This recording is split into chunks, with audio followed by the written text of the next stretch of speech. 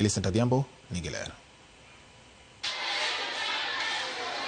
Tuo obwongo mong'ere kaka Autism Spectrum Disorder (ASD) en tuo mayangore ni sani mako nyithindo mathoth e piny ngima. E kar dak ma Posta Houses e boma ma Kisumu, wayudo Sheila Awuor, ma en achiel kuom jonyuol ma wuode, Kingsley ma jahigni 9, ni kod tuo mar autism kendo sigande chalo kamae. To nafwenyo ni nyathi nigi autism ka nyathi was 1 year 5 months.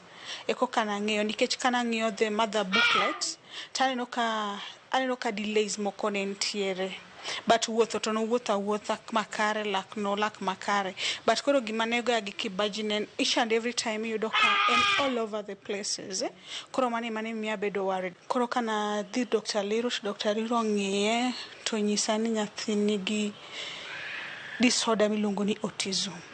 To koro ne pod ok ang'eyo nikech ing'eni awacho ni koro autism ni en ang'o. Koro kana otimna assessment Joyland, koro kone mana wuok ga kaya Homa Bay tadhi titimo ne those assessment. Koro nobedo qualified ni en gi that disorder. Sheila yango ni kopogore kod group magiriwore kaka jonyuol mani kod nyithindo mani kod autism, yudo sir kowuok kuom jaode kaachiel kod jonyuolne osekonye e sudo nyime. Ok nen easy. It's not a walk on the path.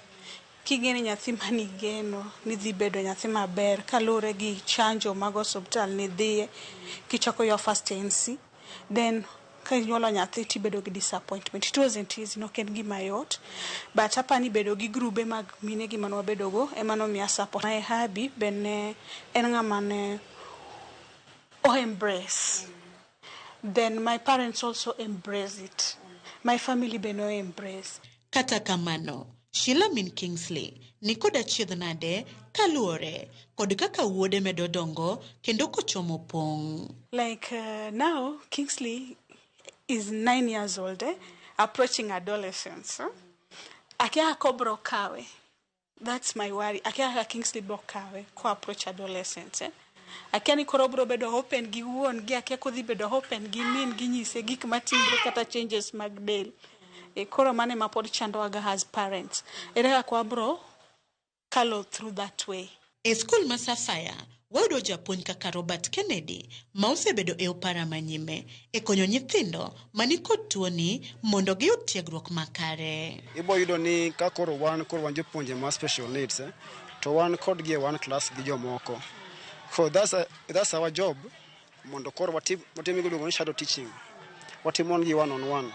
Molongo IEP. And at least give somewhere else give jomoko class.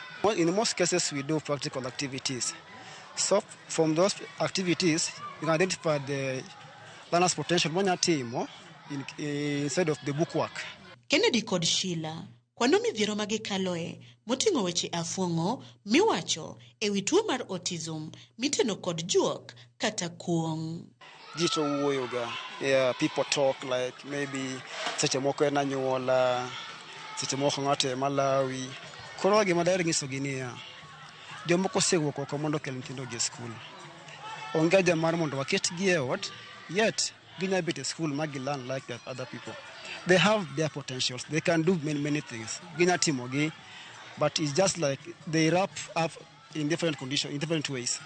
Gima anyalo gombo mondo ji ong'e ni nyithindo gi kata kiromo kodgi kata kidogi in a social place, ji embrace gi. Ka ji embrace ong'e ni nyithindo gi nigi shida machal kama nyalo bedo maber. Because sometimes as parent wambe wawinjo marach ka ng'ato nyalo wacho ni nyithindo gi chal ka gima uloko go mwandu, nyithindo gi chal ka gima wigi richo, yani all sorts of all those issues. E sama piny ngima ikore mar dhialo odiochieng' mar jiwo okenge mag kedo gi tuo mar autism, jokanyo koro ni kod kwayo mar neno ni lwenyno onywakne.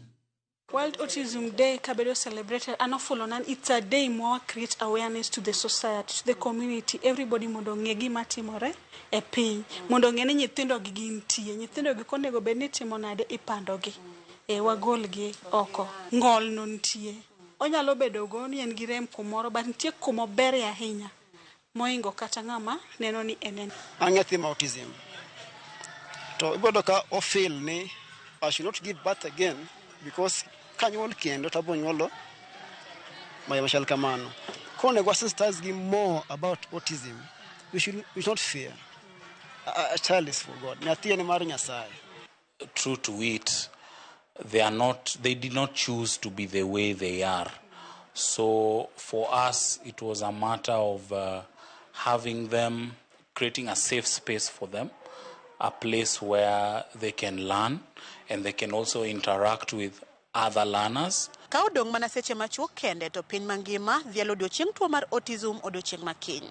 Jonyuol mani kod nyithindo mani kod tuoni koro nigi geno ni injili ma isiki lando odiochieng' dhialo tuoni biro chopo ne oganda e konde duto mapacho ka kaka yor kedo koda kwede mosebedoe. Millicent Adhiambo, Ramogi TV, Kisumu County.